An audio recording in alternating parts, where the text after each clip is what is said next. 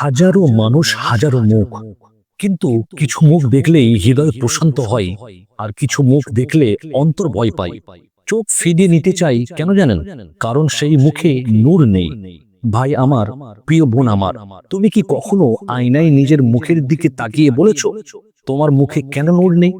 আমার চেহারা এমন শুকনো কেন? মুখে একটা অদ্ভুত অন্ধকার জমে আছে।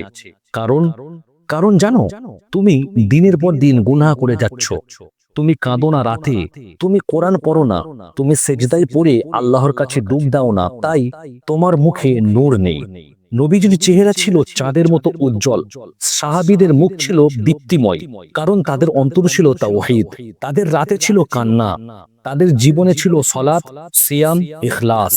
তুমি যখন নামাজ বাদ দাও, তুমি যখন গীবত করো, হারাম দেখো, তুমি যখন চোখের হেফাজত করো না, তখন নূর দূরে চলে যায়, তোমার চেহারায় অন্ধকার জমে।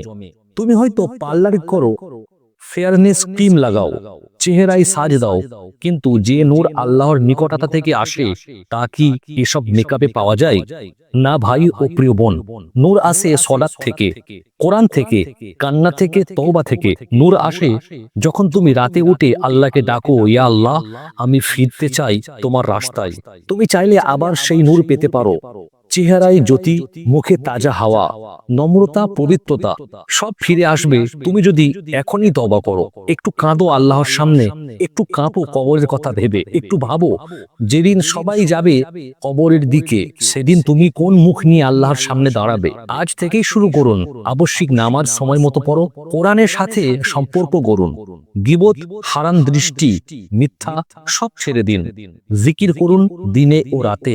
আল্লাহর নূর যারা চাই, আল্লাহ তাদের মুখেও অন্তরেও জ্যোতিময় করে দেন। তাই আপনিও হতে পারেন সেই মানুষদের মধ্যে একজন, যার চেহারাতে কোনো নূর নেই, চেহারা শুকনো, চেহারার মধ্যে কোনো উজ্জ্বলতা নেই। যদি আপনি চান যে আপনার চেহারার মধ্যে উজ্জ্বলতা আসুক বা নূর আসুক, তাহলে এই কাজের সাথে সাথে যেই কাজগুলো আমরা ভিডিওর মাধ্যমে বললাম, এই কাজের সাথে সাথে আপনি এই দোয়াটিকে পড়তে পারেন। অবশ্যই আপনারা যারা নতুন হয়ে আছেন আমাদের চ্যানেলের মধ্যে, এই চ্যানেলটিকে সাবস্ক্রাইব করে পাশে থাকা বেল আইকন অল করে দেবেন, আর অবশ্যই ভিডিওটিকে একটি লাইক করবেন। ছোট্ট দোয়াটিকে আপনারা বিভিন্ন নামাজের পরেতে এইভাবে পড়তে পারেন, আল্লাহুম্মা জাম্মিলহু ইয়া নূর। আবারও আপনাদের সুবিধার্থে দোয়াটিকে আমি একবার বলে দিই, আল্লাহুম্মা জাম্মিলহু ইয়া নূর। ইনশাআল্লাহ তাআলা আপনার চেহারাকে আল্লাহ পাক জ্যোতিময় করে দেবে।